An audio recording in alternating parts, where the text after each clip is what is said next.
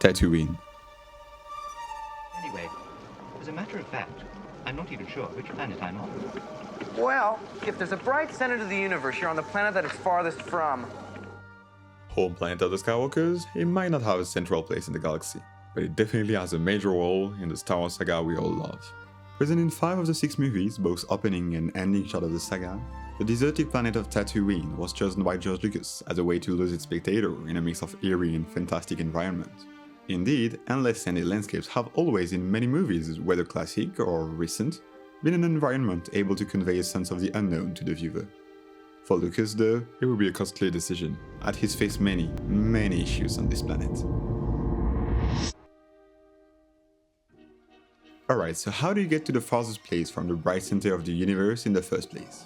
To do so, the crew used an ingenious combination of trucks, cargo planes, and donkeys, enabling them to move around with their equipment across Toza region in Tunisia. On the first day of what would become a legendary shooting, they set up this wonderful set where the ocean scene would be shot, in which the Sandcrawler would cause problems of an unexpected kind: politics. Indeed, the Algerian border was nearby, and military tension with Tunisia led to the visit of soldiers, who checked on the Sandcrawler, suspicious about whether it could be a new kind of weapon. Among all the protagonists that would animate the desert, the most problematic were robots. And many robots were they, from the Mos Eisley streets to the Lost Homestead. They presented several problems. This one was supposed to have its head detonate, but its command controls were, well, yeah, in its head. That one simply didn't work, and overall, frequencies issues kinda drove controls crazy, as they would pick up Arabic radio stations when trying to control the droids. Bear that in mind, cause it wouldn't be the last time droids wouldn't work. Another droid, the shiniest of all, was also facing issues. Played by British comedian Anthony Daniels, he likely had the most exhausting experience. Trapped in a costume molded after his body, the head parts had 2 screws dangerously close to his neck. He could barely see and hear or be heard, and was condemned to spend 2 long weeks in this golden jail that took him and the crew 2 hours to put on. Just imagine being completely cut off from the outside world. Actually, let me help you to imagine this. Yep, that's more or less what Anthony Daniels could see on the set. Occasionally they'd say, okay, Tony, we're ready for you now. Tony, okay, gentlemen, get his head off quickly, and the balls, he'd be just out, Even between the scenes, the complicated costume made it impossible to take off quickly, so he could only lie on that strange-looking chair. When it wasn't 3PO, it was R2 which was malfunctioning, and the actor inside the droid likely faced similar issues to the ones of his golden friend, since he was often forgotten between the scenes, condemned to boil in his own pot under the Tunisian sun. But the weather would prove not to be only hot. Indeed, since the beginning of the week, the wind was rising, and on Friday, the storm looming at the horizon finally hit Toza region, plunging Lucas even deeper into the hell of a chaotic shooting. The Lost Homestead roof and the Sandcrawler were severely damaged, torn apart, and transported miles away by the wind. After the storm, production went into hiking mode to reach Ben Kenobi's scene location. Alec Guinness, legendary British actor, gave a remarkable performance and amazed the cast by his professionalism. One day though, Lucas pulled him aside for an important discussion. He told him that he thought about killing his character. Yup, Star Wars script was still undergoing through changes as major as the death of the most and almost only famous actor of the movie, which would greatly upset Guinness on his return to England, who threatened to leave the film before finally listening to reason. It was then time for the crew to go to Djerba to shoot Mos Eisley streets, complemented with various recycled objects to give it an out of this galaxy look, which kinda left the locals astonished. With those last scenes, the history of Star Wars in Tunisia was over, and even though it led Lucas desperate by how kitschy the images looked like, something had happened there. Star Wars was born. The script that took more than 2 years of Lucas's life to write was getting real. It was the very beginning of the shooting, the first time in history where 3PO, Luke, Ben Kenobi and others would spark to life. On the next year, as Lucas and his editors were working on a movie cut, it was time for reshoots. A few scenes of Luke's Landspeeder and the Bantas that couldn't be shot in Tunisia due to all the problems they faced, and the Sandcrawler model. Again, the Sandcrawler wouldn't work, either its wheels were blocked or it was damaged by the very cold night temperatures in Death Valley. On the other hand, Lucas had to direct Luke's reshoots, but someone was missing. Luke, portrayed by Mark Hamill, had a car crash the day before. When producer Gary Kurtz visited him in the afternoon after 7 hours of being hospitalized, Mark Hamill told him not to worry. As soon as he'd feel better, he'd come to shoot the scenes in the morning. Obviously, he still needed some rest to feel better. Lucas does shots with standing, trying to fix lens speeder shots which failed in Tunisia. Okay, so now do you ever have this very childish conception of how movies are made? You know, stuff like they certainly made this creature by finding a way to wedge a guy in a suit. Well, that's kind of what happened with the Bantha. I'm gonna give 3 seconds to look at it closely. No, it's not a guy in a suit. It's way funnier than that. They used an elephant. It was covered with air-conditioned tubes for the horns and palm leaves for its fur. The elephant, called Margie, was mounted by Zoo Tamer, and quickly the whole crew fell in love with the animal. He would even be used again in Empire Strikes Back, as a reference take to create the 8080s walk. But for now, and with the Death Valley reshoots completed, Star Wars was done with desertic landscapes. 5 years later, for Return of the Jedi, Luke's operation to save Han from Jabba's palace would put Tatooine back on the center of the stage in Arizona. As usual, Lucas had little money to shoot the original Star Wars and couldn't even build the whole Suncrawler set.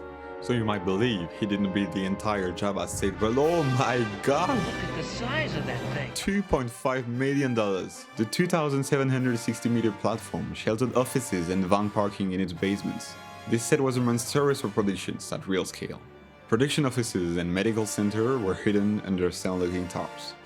The immensity of the set presented another kind of challenge. Star Wars had become a planetary hit, and local newspapers, as well as curious fans, were eager to know more about the next Star Wars. Production thus dressed a gigantic fence all around the set, as well as labeling the shooting Blue Harvest, a fake low-budget horror movie to avoid curious people and higher location prices. The barge wasn't the only thing built. The solar pit saw dozens of stuntmen falling in it, with injuries almost each day. Billy D. Williams, who played Lando, also got injured, receiving a squib close to his eye. He tried to warn Harrison Ford, who thought he was actually acting. Next victim would be Chewbacca, as the Wookiee standing also caught fire. Deep down under the beast, creature supervisor Phil Tippett would recall auctioning the creature in an unbreathable atmosphere mixed with dust, heat, and chemical products that ended up giving him a mental breakdown, crying in one of the lengthy shooting days. After a first week of this laborious shooting, strong winds marked the second week, forcing to stop production on certain days, snatching some of the tarp's fake dunes. Getting used to this kind of events, George Lucas seemed to take it with more ease, as he grabbed the occasion of the forced break to work for fun with director Richard Marquand on the fake horror movie which served as the cover of the filming. On the verge of directing it for real, just to pass time. They came up with a catchline that actually described the shooting pretty well. Horror beyond imagination. Right after the Battle of Carcoon Pit, the characters were supposed to meet in a scene of a sandstorm, which would be deleted from the final cut. Actually, it was the very first scene shot of the movie directed by Richard Marquand, who chose to start with this scene as a way to display his guts to go for such a technical set. It would actually encapsulate pretty well the whole problems that Star Wars production faced in Tatooine, as the crew had to write their names in their back to recognize each other in the mess of the artificial sandstorm. And for this scene again, as the cameras were rolling, for the first shot of the first 92 days of filming, R2 didn't work. Even though technicians worked on new R2 units for months, it looked like Star Wars would be cursed with malfunctioning droid. As if R2 was playing a joke on the crew for the last time. The history of Tatooine could have ended, but I've lied to you. Because 15 years later, 2 men are working in Tunisia's desert. These men are Rick McAloon, George Lucas' right-hand man in the prequels, and Gavin Bocquet, production designer. They are looking for the places where the Star Wars legend was written, that had been lost? The original locations couldn't be found? The biggest cinema saga of all time can't properly find its shooting locations? Impossible. Perhaps the archives are incomplete. I think you're right, Obi-Wan. Fortunately, one man's gonna allow all of us to keep dreaming.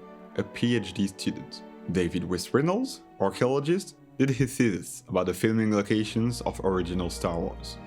Production made contact with him and, thanks to his works, chose to shoot Episode 1, The Phantom Menace, in the desert nearby Tozer, where they'd be free to build their own town. Just high enough to exceed the actor's size, their upper part would be computer generated. Lioness and tall stature would therefore cost several tens of thousands of dollars, necessary to elevate the sets. They also brought in those marvelous pod racers, look at them. They were all real-scale models, brought there in a gigantic plane. And once again, of the sets of Mos Espa, crew would face heat, storm, and malfunctioning droids. Yep, Star Wars seemed to be cursed in a way. Ahmed Best, playing Jar Jar Binks, probably endured the worst pain under his stifling costume with more than 50 degrees. And poor Jake Lloyd, 8 years old, who had to face humid heat of Tunisia. As the first night was setting, rain began to drop, and by midnight, storm had begun. Producer Rick McCallum and others urgently went to the set to try to control damage, but they were stuck in the mud the whole night. Arriving in the morning, they discovered how brutal the night had been, destroying months of work on models and decorations. Panic might have taken over the crew if Lucas didn't come with the serenity gained during all the similar experiences he went through. I say it's good luck. It is good luck. It happened last time and it happened this time. Almost, it's like reliving it. The crew thus got back on track, rebuilding the pod racers, picking up the costumes, and fixing the decorations, so that in the end, the production eventually left Tunisia without a single day of delay. For episode 2, research led by David Resminals would be crucial, as the crew was exploring the last homestead where Luke would end up being raised.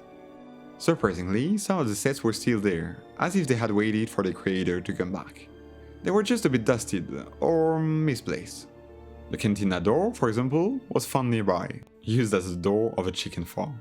Again, intense heat would cause problems to the crew, affecting the camera's focus. George Lucas cleverly used his time in Tunisia to shoot the final scenes of the saga in the next episode, keeping a mystery around this. So George, why are you shooting a shot for episode 3? I can't tell you that. You have to wait 6 years for that answer. Shooting in those places, though, would spark a lot of nostalgia for the crew that grew up with those movies, as well as the very few who worked on the first one, such as Anthony Daniels, who can only remember with emotion what he experienced there 25 years earlier in the same place. Tatooine would indeed remain a major part of Star Wars history, symbolic of how much efforts were put to give birth to that movie, but also iconic for its never-ending and marvelous deserts, instantly projecting you in a galaxy far, far away.